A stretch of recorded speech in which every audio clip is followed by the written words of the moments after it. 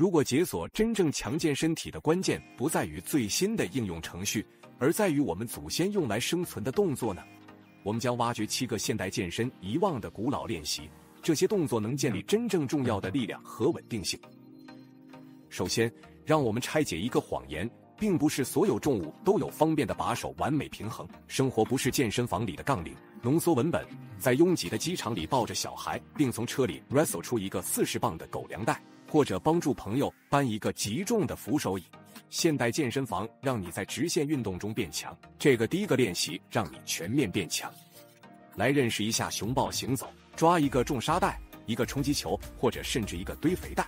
现在抱住它，像它欠你钱一样，紧紧抱住胸口，然后开始走。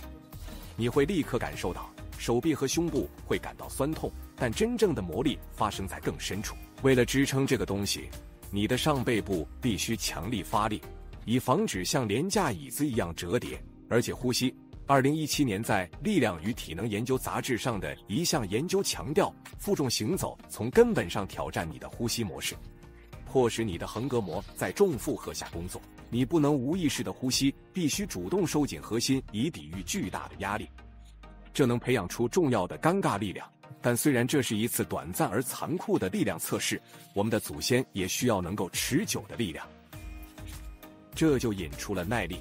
也许你讨厌跑步，因为你的膝盖听起来像一袋散落的硬币，或者走路对你来说似乎不够有挑战性。我们的祖先没有这些奢侈，他们走路并且背负重物，走了好几英里。这就是负重行走，简单而残酷。把一些重量放进背包去散步，不要被它的简单所迷惑。这可以说是现存最有效的低冲击心血管锻炼之一。马萨诸塞大学的一项研究发现，背负重物散步显著增加了卡路里消耗和心血管需求，相比于普通散步且没有跑步对关节的高冲击压力。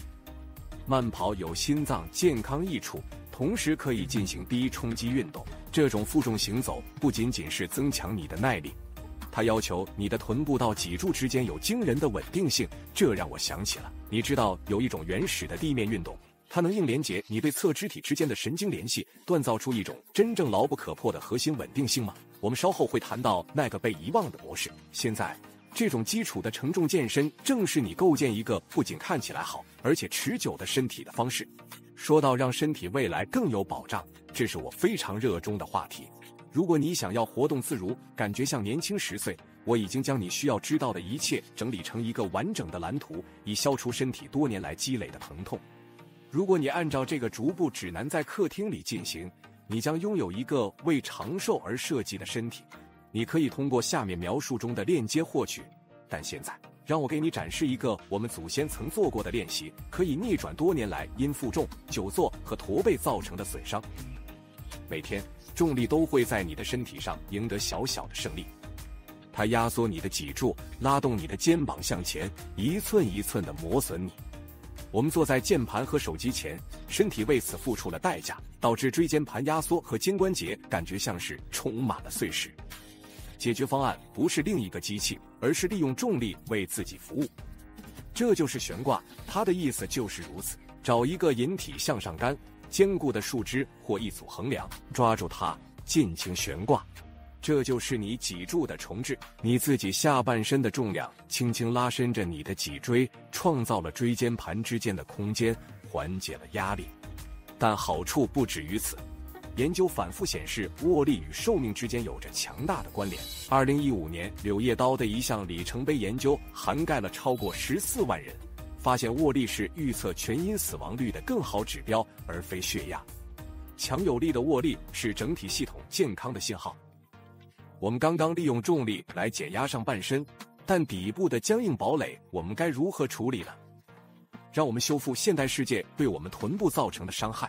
现代世界的恶棍是椅子，接下来是超级英雄的动作。在 Herman Miller 和懒人椅问世之前，几千年来人类的默认休息姿势并不是坐着，而是以蹲着的方式休息。我们只是忘记了怎么做，结果是臀部比机场安检还紧，脚踝的灵活性如同混凝土块。这就是休息蹲，无需负重，无需重复，只有你和地面。双脚与肩同宽，慢慢下蹲，直到你的腿后侧轻轻靠在小腿上。目标是保持脚跟平放在地面上。如果你无法立即做到，不要惊慌，大多数西方成年人做不到。抓住门把手或重桌子支撑，保持这个姿势30秒。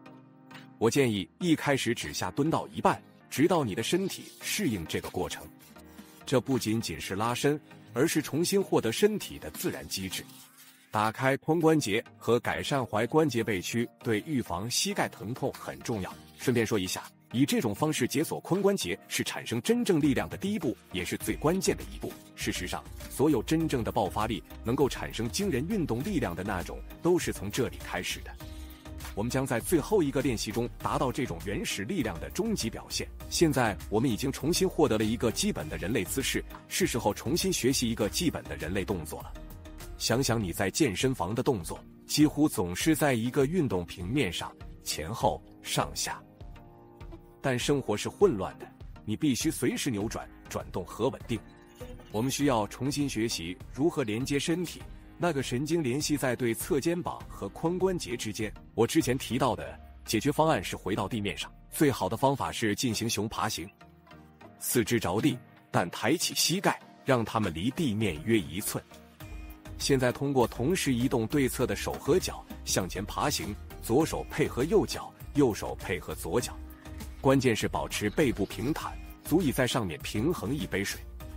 这种对侧运动是人类运动的基础，它迫使大脑的2个半球进行沟通，提高了状态和稳定性。这也是锻炼核心和肩部的好方法。我们已经掌握了在水平移动平面上的稳定性，现在让我们把这种坚固的张力应用到垂直方向上。让我们谈谈世上最真实的锻炼。没有作弊，没有复杂的技巧可学，这就是功能性力量的字面定义。你能举起重物并走动吗？这就是农夫搬运。抓住2个适度重的哑铃或壶铃，每只手1个。现在站直，收紧肩胛骨，收紧核心，像要挨一拳一样，然后走动。就这样，你的任务是抵抗身体每一个本能，避免倾斜、弯腰或跌倒。你的握力会感到剧烈不适，肩部肌肉会像在头骨上生长一样，而核心的每一块肌肉都在加倍努力，保持躯干完美挺直。这个动作教会你的身体抵抗不必要的运动，你会成为稳定的支柱。现在是时候通过下一个练习释放力量了。不过别忘了查看我的免费通讯，获取每周健身小贴士和策略。如果你有兴趣参与，链接会在下面的描述中。我们已经建立了稳定性，恢复了灵活性，并且搬运了重物。现在是时候释放一些你可能多年未使用的力量了。现代的锻炼方式是无菌且可控的，它们缺乏某种原始的爆发力和释放压力的元素，正如我们之前提到的。为此，我们需要一把大锤和一个轮胎。我知道这听起来很疯狂，但相信我，这值得。这是祖先健身的终极表现。用大锤击打轮胎是旋转力量的结合，不只是手臂锻炼。你把锤子拉回来，髋部弯曲以夹在你的臀部和腿筋，正是你刚刚打开的那对髋部。然后你释放出那股力量，推动髋部向前，允许你的核心将力量传递到躯干，通过手臂进入锤子。这是一种美丽而激烈、极其有效的代谢锻炼，能够培养出机器无法复制的爆发力。当然，我们不是在投掷矛或猎杀猛犸象，但即使在今天，这种力量依然重要。通过将这些融入你的日常锻炼，你将塑造出一个不仅在健身房强壮，而是根本上具有人类能力的身体。如果你觉得这个视频有帮助，请分享给朋友。